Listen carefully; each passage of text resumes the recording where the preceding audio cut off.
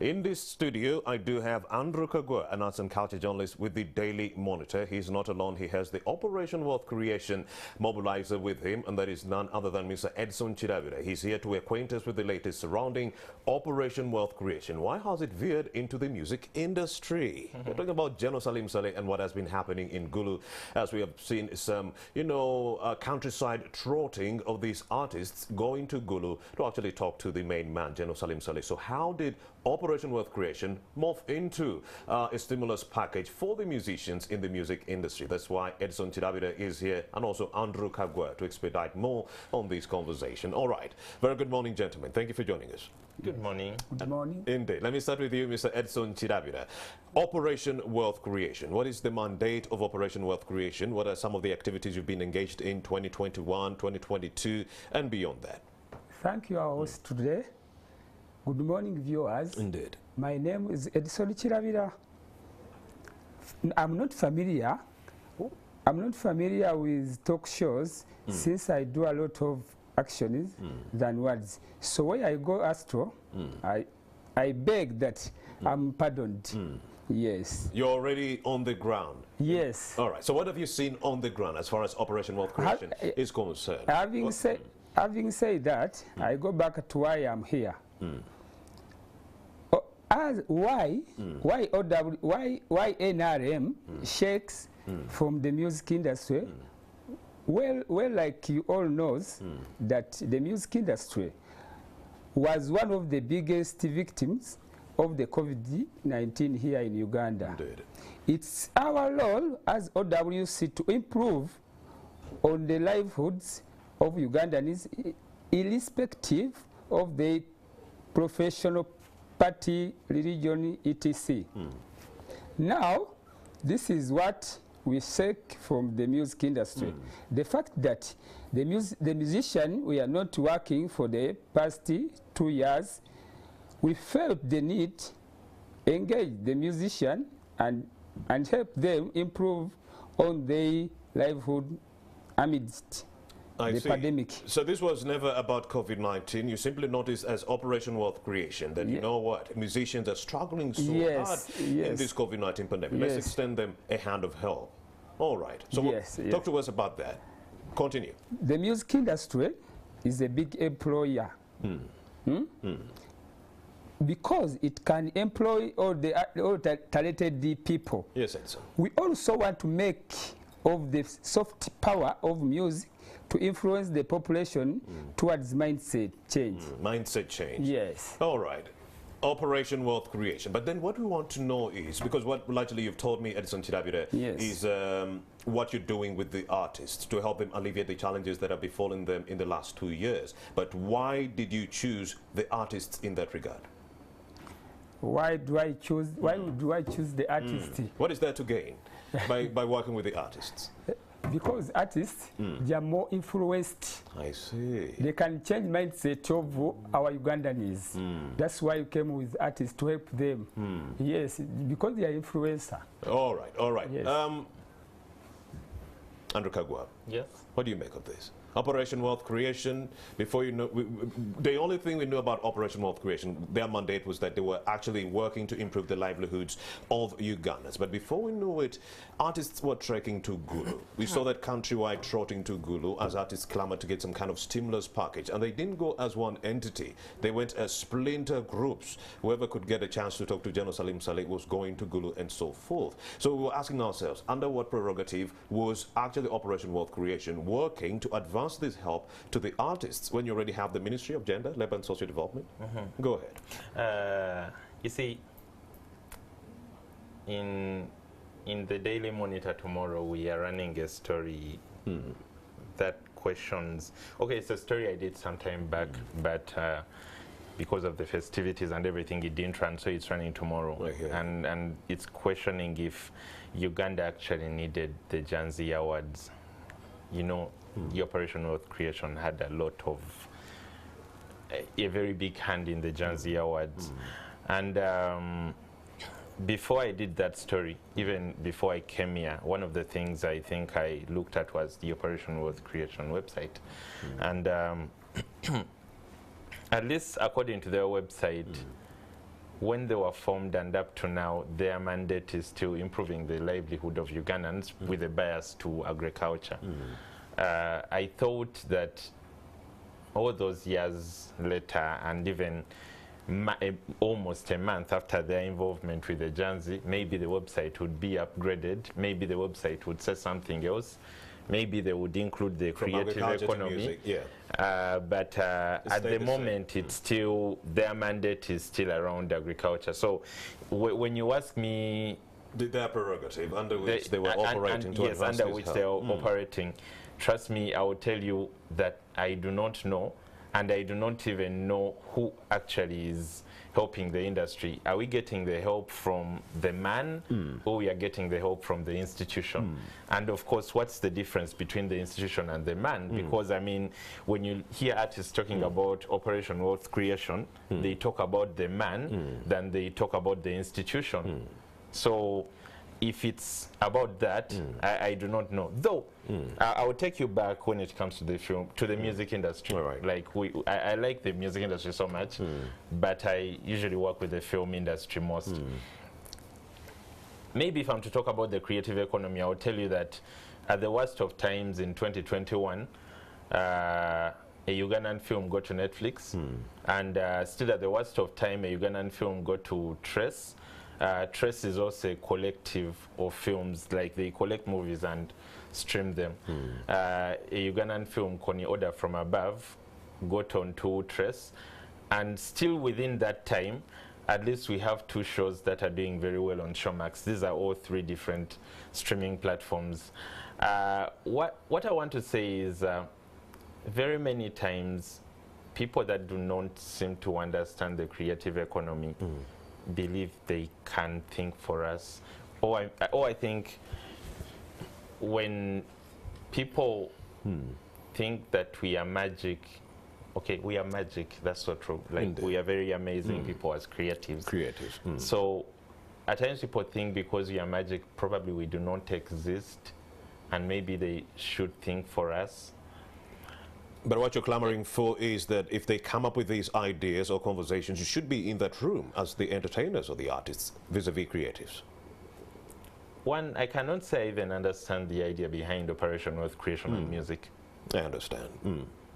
Because before COVID, I mean, this industry has seen harder times, and for some reason it has remained on top. It has remained standing.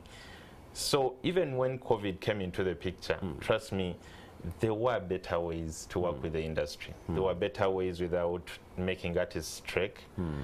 Even if someone was supposed to come up with a stimulus package of a sort, or in any way, there were better ways of coming up with it. I mean, why not entice people to actually create? What we saw were literally handouts, or people coming out to say, like, I organized this and I lost. And I'm like, okay, it's not just you, like everyone lost something. There is a farmer that lost something because of COVID, and they are not going to get repaid. There is a school that lost something because of COVID, and they're not getting repaid. So the only thing we needed, and the only thing we still need at the moment, is some sort of a plan, a serious plan of reopening the industry with work. All right. And the only way you can reopen the industry with work is by funding production, not funding people to kind of eat. So you feel like all this money should have gone to funding of the production of the projects many of the artists are involved in, and not just giving them handouts to go and survive? Yeah. All right. What do you make of this, Mr. Chirabira? He says Operation Wealth Creation would have achieved more if you had advanced some kind of money to these artists to go into production of their work, not to just give them money hand to mouth in that regard to just survive through the pandemic. But Operation Wealth Creation is a government program. Yes, Edison. You know that. So it's their mandate to help the musician because it's Operation Wealth Creation. Oh, yeah. You Everyone. Get the everywhere. You get the point. Yes. So, to government project funded by OWC, there are so many programs. What kind of programs, Edson? Like agriculture. All right. Oh, God.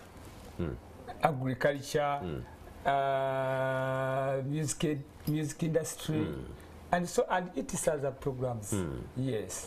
Isn't it confusing for Operation Wealth Creation to veer from agriculture and all the way to the music industry? How are you working on those intertwined? It's operation, where is the creation? Operation. Yes. So it doesn't matter, agriculture, music, and so forth? Yes, it doesn't matter. When you talk to General Salim Saleh, what is his view on the artists or the creatives within this country? General Salim Saleh, you know, is the chief listener. Chief listener? No, he listens too much. Go ahead. Yes, he's a good listener. Yeah, he's a good listener. Everyone go to him because he listens. Because he listens. All right. Yes. Go ahead. Go ahead. So when you go to General Salim Saleh, he can help. He can listen to you, and take your opportunity to government. Yes. I need to understand anyway. We need to understand. How long have artists been going to Salim Saleh? Because that's going to to form the basis of what I'm going to say after this. I just got this opportunity to mobilize with OWC in January 2020. So yeah, that's why it came up. Okay. Yes. So January 2020. That was before the pandemic. That was before. Yeah. No. Before the lockdown. Yeah, that was before the lockdown. Yeah. January 2020. Because we even had roast and rhyme around Facebook. Yeah, like January? I mean, Cindy had a show. Indeed. I joined OWC to mobilize in 2020 lockdown. Oh, I see. You see? Either way. Yes. Anyway. So Edison, when you talk to General Salim Saleh, does he show that he really loves the musicians and he has them at his heart and there's no politics involved with the kind of help he's trying to advance to the music industry so that he woos the musicians to his side? Remember, there's Bobby Wine, a musician who is also joining politics. So in the way, it seems like Operation Wealth Creation wants to join the music industry to actually bring back most of those musicians so that they isolate Kyagulanyi. Robert Kyagulanyi. OWC is not political. What? It's not political organization. OWC is Operation Wealth Creation. All right. Well, what I'm going to do, Mr. Edson Chidabira, you can mix Luganda and English at the same time, so that we can I'm not good indeed, so that we can exhaustively understand what you're trying to say. Right. Now you're very right. Now, speak to us about General Salim. We want to know General Salim Saleh through you and his intentions to work with the musicians. What is he trying to achieve? Nice. Ayagala nnyo okukwata industry eyo babeere wamu n'abaana abato baba improving mu mirimu gyabwe egy'okuyimba. Yes. So General kintu kyasinga okwagala mu music industry abagundi banyigiriziddwa nnyo during the pandemic. During the pandemic banyigiriziddwa nnyo ate ne bamutuukirira kati nga yakulya Operation Wealth Creation n'asalawo abawulirize era n'asalawo n'abayita bonna n'abakuŋŋaanya n'abagatta mu one category then babeere mu one category asobole okuba gavumenti esobole okubayambira awo era ne basayininga abayimbi bonna ne bagenda mu WUMA Uganda Musicians Association yabaga bagenda omwo so abayambira omwo. Yes. So you've been sending some money to UMA. How much? To UNCC, to UNCC, NCF, to UMA. Yes. How much has been sent to these organizations from OWC? No, like it gave them like government gave like 7.6 billion to help the art and music industry. Yes. I see. Kagwa. And that money bajja kuzikozesa bagenda kuzikozesa mu UJJ Hope Concert. Yes. So when is the UJJ Hope Concert? It's already on. It's already on. Okay, like before I even go on, one thing I would like to say is that the UJJ Hope Concert is. Okay, I don't want to be so mean, but the UJJ Hope Concert is a very stupid idea.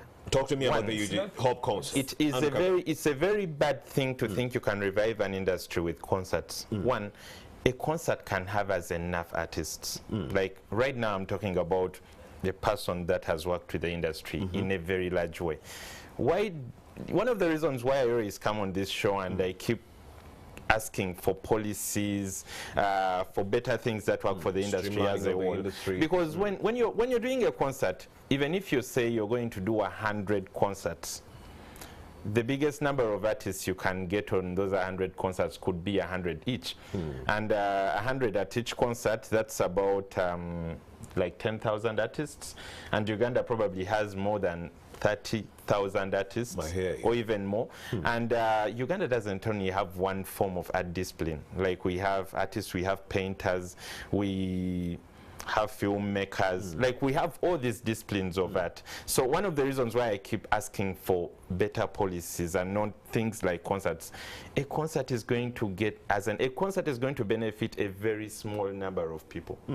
When you're doing UJJ Hope concerts, I do not know how many artists you're booking per concert, but I know you're not booking 100 artists per concert. And when you're booking, even if you're booking 100 artists, at that time you're only benefiting 100 artists. There are 300,000 other artists you're not benefiting. Considering the fact that many of our artists want to work individually at concerts. So basically you're benefiting an artist, you're not benefiting a guitarist, you're not benefiting a studio artist, and this could be backup singers. Like these are very, very many people that would have benefited from the industry actually if you thinking policy-wise. If you're not, like, I don't even know people that actually go to Jerusalem and they're like, yeah, we have a brilliant idea, bullet idea. We are going to fix this industry with a virtual concert. Like, a virtual concert, like, really? Like, even if it's promoters, a virtual concert is benefiting one person. Even if it's show producers, a virtual concert is benefiting one person. Even if you're looking at venues and everything, a virtual concert is benefiting one person. Like, you cannot have solutions that are benefiting one person at a time. For me, that shows me like this whole organization of Operation Wealth Creation is coming from a point of view of lack of information about the industry. That's the people that are either getting to Salim Sali and are talking to him about what they think can be done for the industry. Like one, you said you joined Operation Wealth Creation in 2020. During the pandemic. During the pandemic. During the pandemic. Yes. But let me take it back. As a foot because one of the, I have seen the tech note says what NRM seeks from the music industry. And one NRM has been with us for 36 years by 26th of January this very year. It will be 36 years. So that means by the time NRM came to power, my mom had like one child. Indeed. I wasn't even one of those children. And at that time, Uganda had an industry. Indeed. It wasn't a very streamlined industry, but it actually worked for the people that were there. Let's say we had Kasi Ukira, who was operating as a record label. He would buy your music, he would pay you, and he would actually make money from your music. But remember, he's not exploiting you because he paid you, and he left you with the rights to perform that music so you can make money from your music. And then he would at times even take on risks, like he would discover an artist, he knows that artist has potential, he invests in you, he makes sure you record music, promotes you, and he makes money off you after you've made it, but you're also making money. So we had an industry. It might not have been streamlined, but we had an industry. And then, yes, of course, NRM came, they've been around. 2000, music died. Why I say music died? Most people believe music started living in 2000. Music died in 2000 because that's when we got this crop of artists that inspired many of the people we have here today. And that crop of artists came one with karaoke. They do not like performing. They do not like rehearsing. One, they took all the bad behavior on stage, and many of the things you're seeing today, the fights, everything around the industry came with that crop of 2000. That crop actually had traveled to Nairobi in a bus corridor, and yeah, with the Gopa DJs. Just in case someone is not understanding us, it's Bebe Cool and Chameleon. So essentially, what I'm trying to get from your submission is that that's what we want General Salim Saleh to do for the artists right now. What Kasi would do back in the day. That we actually had an industry that worked. Circa 2006, Bebeku does an album for the regime. It was called Chisanja. It was bought at about 20 million by Amama Mbabazi at a concert. Funny thing is that 2015, almost 10 years later, Bebeku refused to sing at a wedding because it had Mbabazi, and Mbabazi had political ambitions. But what I'm trying to say is that when politics actually came into the industry, things started becoming bad. People started losing their way of sense, their way of thinking. 2015, October 15th, a couple of 12 artists came together and did a song to endorse a man. They did a video shoot. They did a video shoot at Nambole. They were holding yellow jerry cans. The song was called Tubonga Nawe. Things have not been good in this industry since that day. Yet everyone would think, since we got closer, since the industry got closer to power, things are supposed to be fine.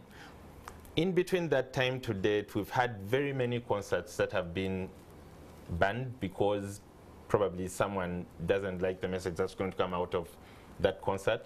We've had plays, now I'm talking about theater plays, that have not been able to go on because someone doesn't believe in the message.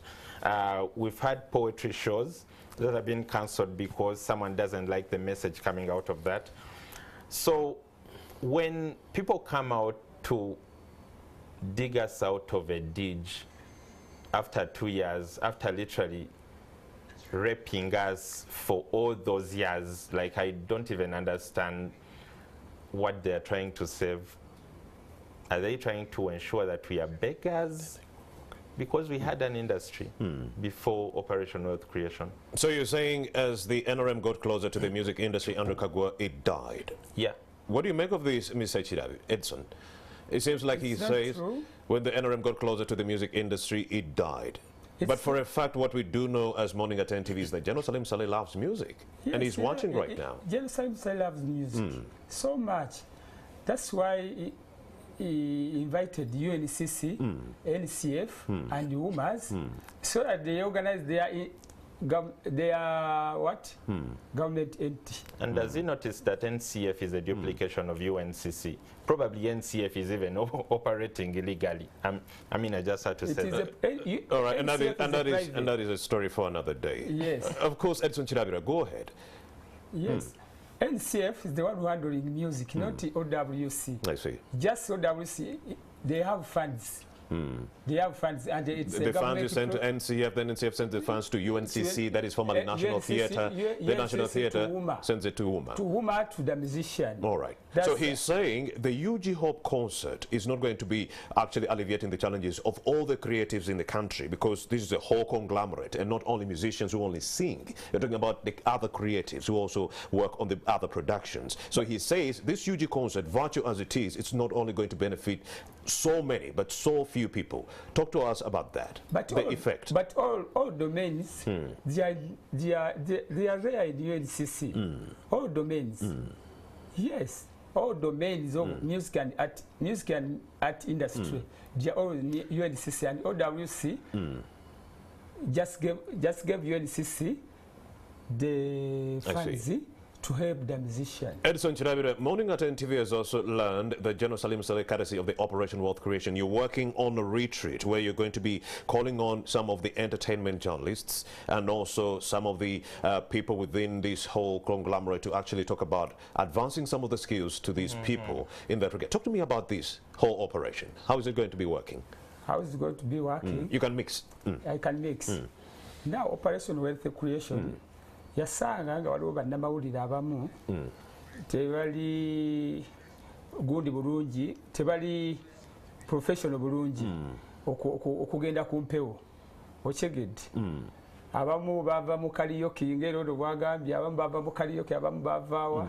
So netusalawo OWC netukizuula, nze nakizuula, netusalawo bannamawulire abo twogende media council esomese eyite bannamawulire ebakole ki ebawe retreat ebalage ki ekyokukola ne OWC nga bweyamba ebwegaggawaza eveeyo eyambe bannamawulire abo okyegedde eveeyo eyambe baki bannamawulire mu retreat eneebeerawo gye tuli mu So Edson Chidabira says that they figured that some of the artists, entertainment journalists that we have in this country were not at par with what was needed within the industry. So they are planning a retreat to reskill and retool them with some of these skills and ideas during this retreat. All right, thank you very much. Will there be, you know, giving out of money to some of these people who are going to be engaging? At the look of things, yes, OWC. Everyone who's going to be going there is going to receive some money from OWC. Not some money. It's Media Council. What? OWC just yambako buki buyambi ku Media Council because it's Media Council will be talking to the entertainment journalists, but OWC will come through to talk about other issues like skilling of the same. Skilling, business. Alternative sources of livelihood. Yes. I understand. That's how Andrew Kagwe, before we wrap up, what are your 2 cents on this retreat? Will it bear fruit?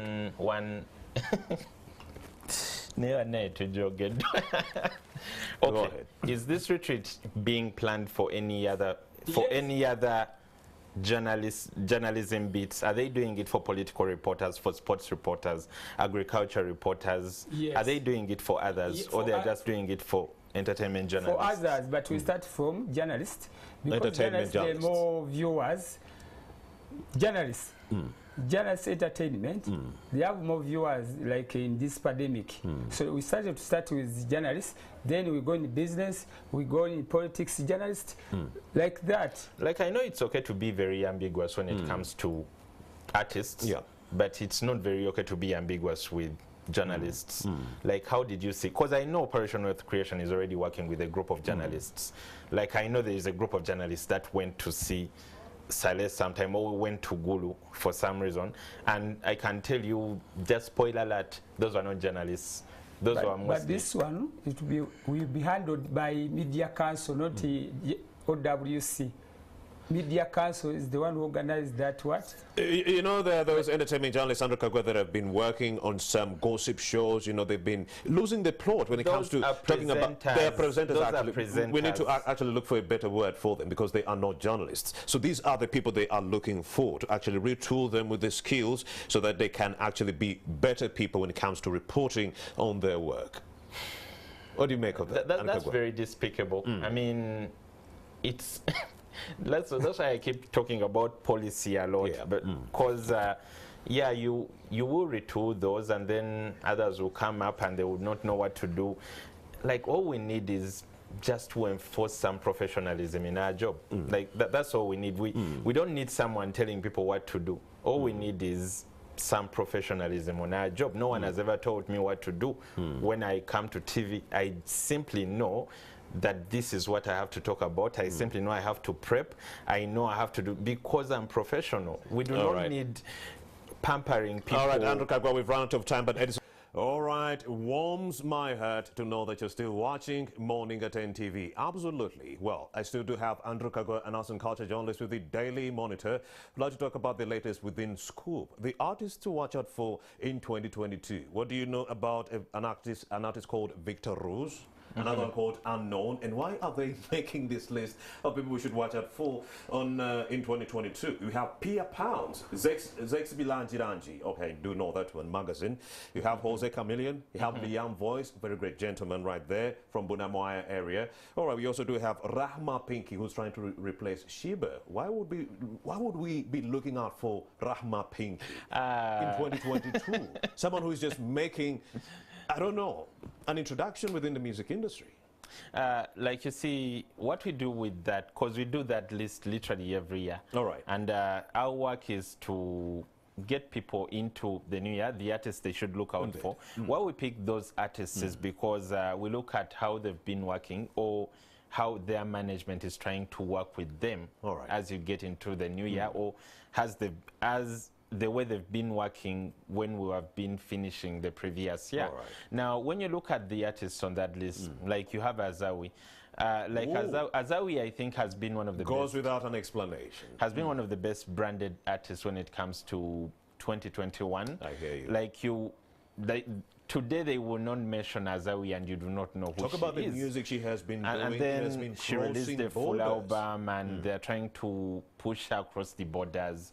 So, I mean, her music is relatable right now. If you are in Nigeria, you can listen to Azawi's music. If you are in the US, you can listen to Azawi's music. It's just feel-good party music that can cross borders, actually. Yeah. And there is no language barrier, by the way. Yeah, so when we're talking about the artists you need to look out for, we are looking at artists that their management seems to be doing things with, or artists that are pushing themselves in a certain way. I mean, take a look at Zex Bilanjilanji. The magazine guy. He came onto the scene in 2020 during the pandemic. At that time, I think he arrived with Ratata. And then he has not stopped, and he kind of seems to know his winning formula.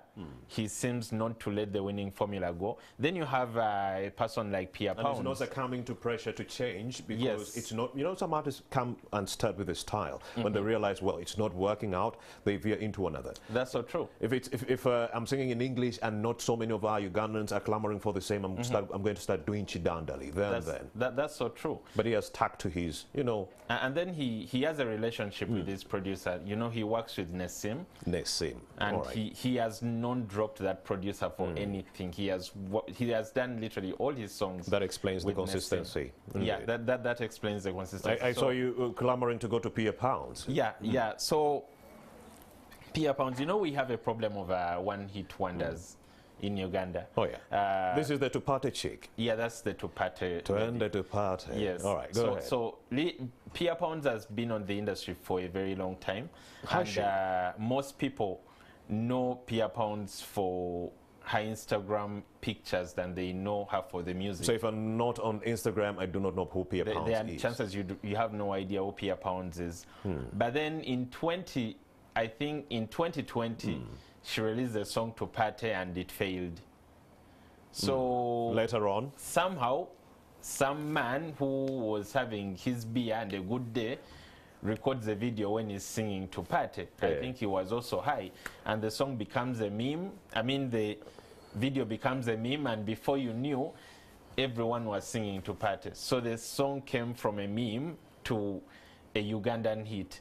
So right now, I understand when you talk about memes, because there's also this old song that is becoming a sensation. Enjoy yourself, baby boo. He calls you boo, get a boo. Something like that. It's an old song, but when you go to TikTok, everyone is making renditions over it. And you'd think it's a new song or something. So that's what happened to this chick here, Pia yes, Pounds.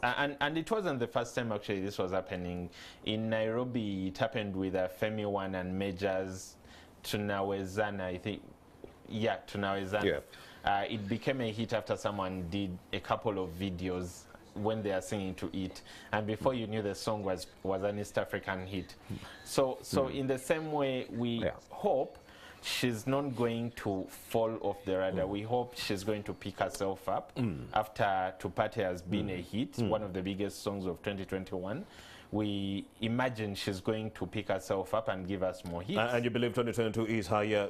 We are running out of time. Yeah, Quickly, who is the person you are looking out for in 2022? Is it Jose Chameleon? 2022, Liam Voice? I think I'm looking out for Rahma Pinky. Not the lady replacing Shiba. Yeah, because there's been a lot of what's going on about her since she joined. One, there is a story about her getting married when she was underage and then running away from the man, and then the whole thing of her replacing Shiba. I mean, Shiba has been with Jeff Chiwa for 8 years and they've done a lot of amazing things together. So if he believes this is the lady to replace her. Remember, Chiwa gave us Jose Chameleon, gave us Reddy and Weasel, gave us Shiba, gave us some other guy who has been on Team No Sleep, and he partly worked with Palazzo. So if he has that legacy behind him, we need to watch out for the lady. Palazzo, and you're looking out for Palazzo, Liam Voice, and Mudra? Palazzo is mostly for the consistency. He has been with us. He's that Mayanja that had not gotten his due. People respected the other Mayanjas besides him, and he seems to be getting his things together. So he's one of those people you need to look out for. Then there is Mudra. His Muya, you worked magic.